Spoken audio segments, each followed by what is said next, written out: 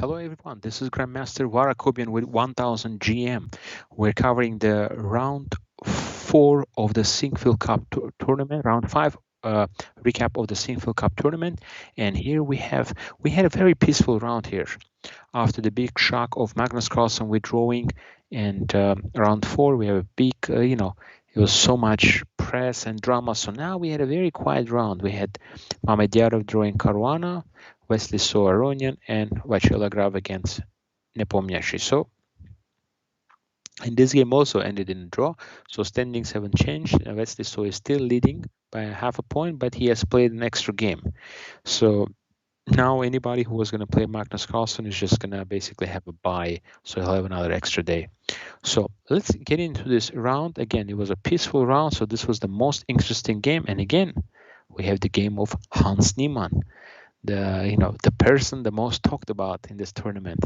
So he's playing against a very strong grandmaster, excellent theoretician, LEINIER Dominguez. So let's move on to the game. E4, E5, knight F3, knight C6, bishop C4. So now playing the bishop B5, the Ruy Lopez going for the Italian. Knight F6, D3. Again, white still has the option to play knight G5 here to go for the fried liver attack, but LEINIER is a very classical player, so he always goes for the very important principal lines.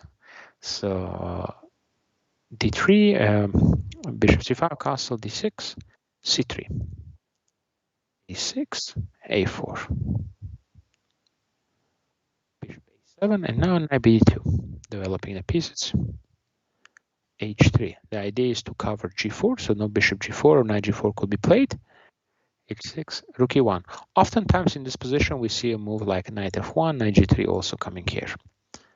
And that's another reason why you play H3, because otherwise if you play a rook E1, then you're going to get hit by knight G4. Knight is rook E1. C5. Yeah, this C5 move is actually quite interesting. It's a very counterintuitive move because you're actually just basically killing your own bishop here. So it's not the most picturesque move, I should say. But again, even computer thinks it's okay to play it, just to try to fight for the center. So LEINIER goes here, bishop E6, knight E3, queen D7, developing. Bishop D2, rook A D8, and basically black is just trying to bring the pieces into the game and try to play the move D5. So he plays bishop B8. So after the move bishop B8, he's getting ready to play D5. So this is a very important moment here.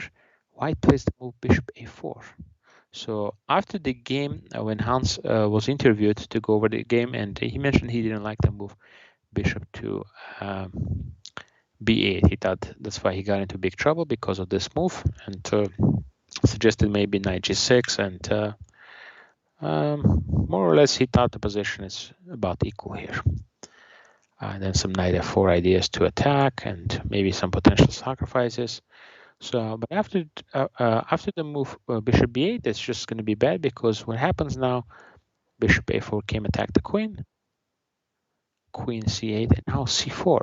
So what this C4 move does is completely makes this bishop look terrible on B8, and also rook on D8 now has no great purpose, because you're never going to play the move D5. So right now we have a really nice advantage for white. It's actually not even slightly better position. It's a plus minus. It's a very, very big advantage here for white. So the game continued knight G6, knight D5, activating the knight because black was getting ready to jump in on F4. So knight D5 will stop that, takes bishop D7. And now a very logical move. The knight is just too strong on D5, so it needed to be addressed. And now B4 comes in.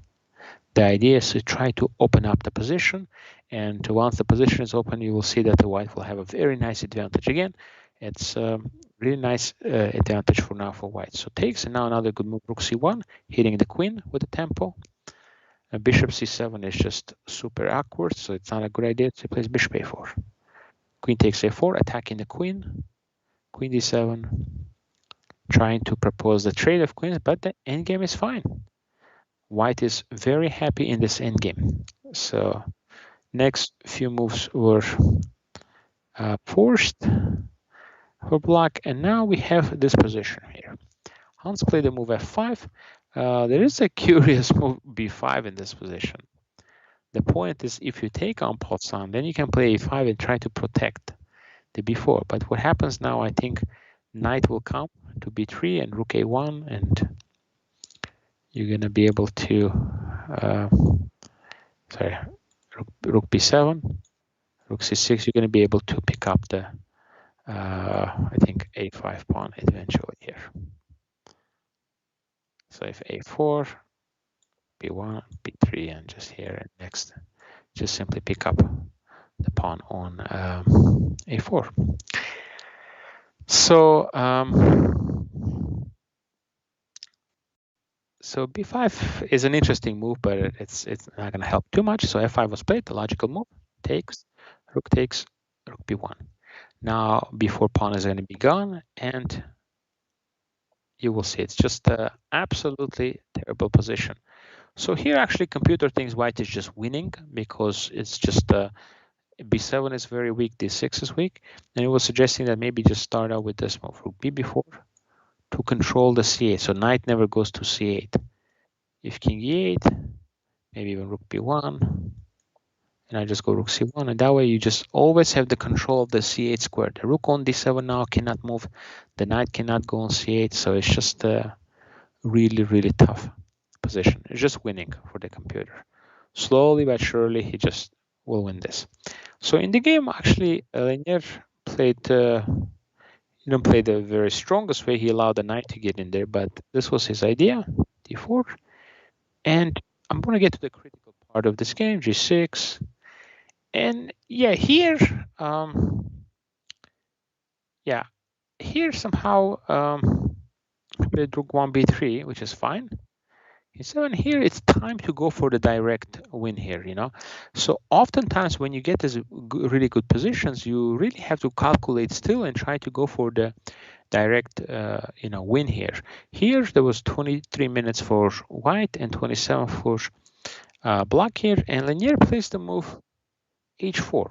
I'm not sure. I never really understood the point of this move, but maybe he was trying to play the move h5, but it's +4 already here. So it's time to just calculate and go for the direct win. So knight e6 check, king f6. And now there are many different ways you can continue playing here, but you can play even, let's say, rook f3. If you go king e5, knight f8 hitting the rook and threatening knight g6 mate. That's just game over right there. So king has to go on e7. And here actually there again many different ways you can continue. You can even just try to bring the king in. I really like this idea. I just want to have a strong king here. Rook c4, king e3. I mean, black doesn't have any moves here. Can't really move anything. Anytime you take on f3, I can take back with the pawn. Then I have f4 ideas. So it's just a complete suksovang here in this position. Yeah, I didn't like the move h4, and one mistake they say leads to another. And now this is the craziest part. Here we thought again, position is just winning. All white has to do is put the knight on e6, on that juicy square on e6. King goes on f6, then simply play rook f3 check, and then try to bring the king to e3 again. And again, excellent winning chances.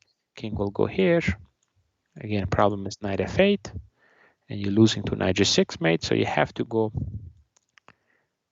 king to e7 and just rook c4. And again, black cannot move anything. So king is coming in, and you will just slowly improve the position. But we were completely shocked here. This is a move that we could not understand how, LEINIER, who is super strong grandmaster, would trade his beautiful knight that can go to e6 to this knight on b5 and essentially, throw away the complete win here. This is a winning position for LEINIER Dominguez, and after move knight b5, he actually could not do anything in the game. Ends in a draw here. Absolute shocker here. Okay, so a huge mistake, but okay, even if you did not make that mistake, you gotta take the pawn on b5. You gotta at least have a pawn to show for it, that why you did this. Position is still better for white, but it's not going to be easy to win this position.